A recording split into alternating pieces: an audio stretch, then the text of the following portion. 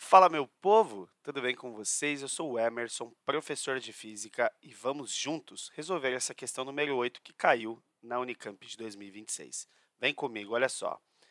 A uniformidade da temperatura em um ambiente refrigerado depende, além do bom funcionamento do aparelho de ar condicionado, de uma instalação adequada, visando a uma transferência de calor eficiente.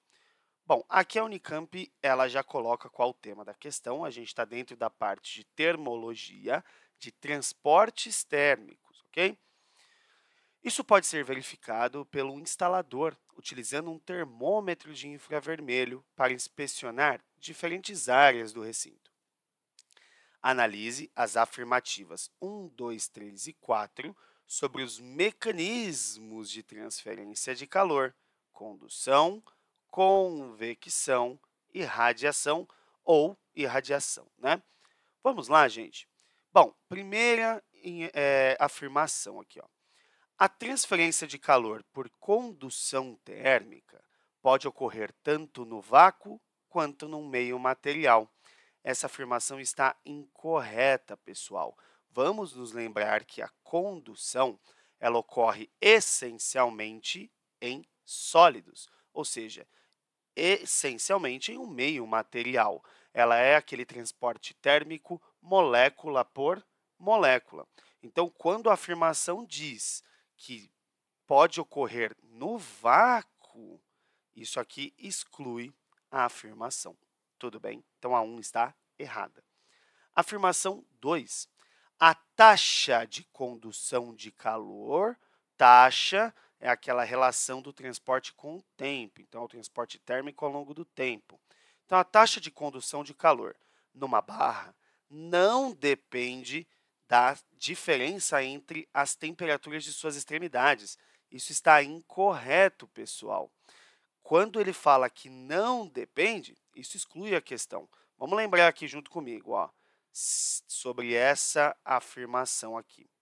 Se nós tivermos uma barra, vamos supor uma barra metálica, aqui, e eu vou ter um fluxo, a palavrinha fluxo é importante, um fluxo de calor por essa barra, eu preciso necessariamente saber a temperatura com que esse fluxo entra e a temperatura com que ele sai aqui da barra, temperatura nas extremidades, tá bom? Vamos lembrar aqui que o fluxo de calor, ele se dá pelo transporte da quantidade de calor ao longo do tempo, ok? E vamos lembrar também que o nosso querido fluxo depende da condutividade térmica, da área, da diferença de temperatura de entrada e saída, dividido pela espessura daquele material. Tudo bem? Então, essa afirmação, a palavrinha não exclui ela, beleza? Vamos seguir aqui. Afirmação 3. A convecção consiste no transporte de energia térmica de uma região para outra por meio do deslocamento de uma massa de fluido. Correto, pessoal? Corretíssimo isso daqui.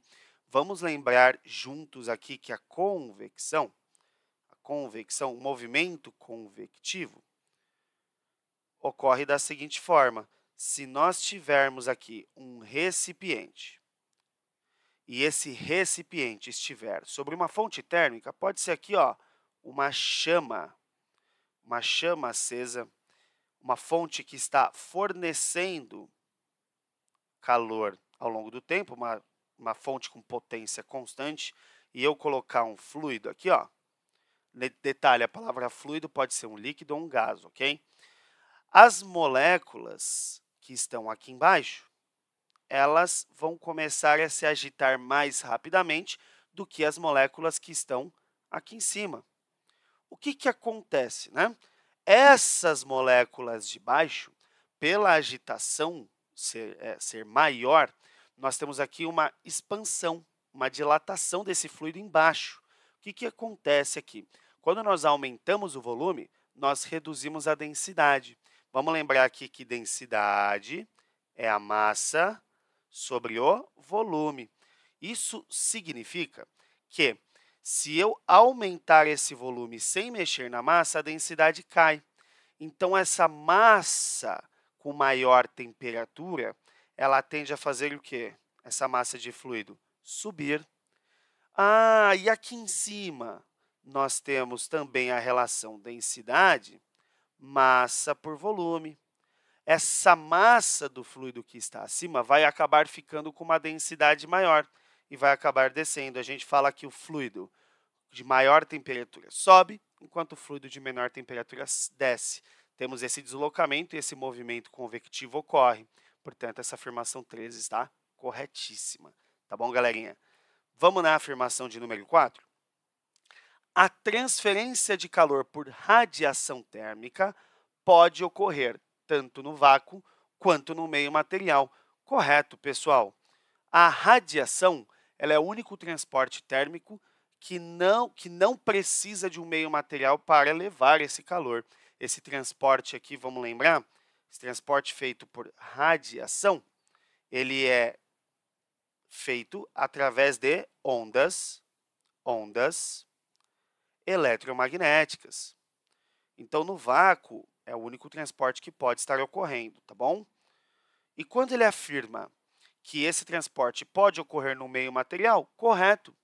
Ondas eletromagnéticas podem se propagar em meios materiais. Portanto, corretas apenas 3 e 4, isso te dá aí uma possibilidade de marcação de alternativa de letrinha D de dado. Tá bom, pessoal? Então, muito obrigado pela atenção de vocês e não percam a resolução das próximas questões.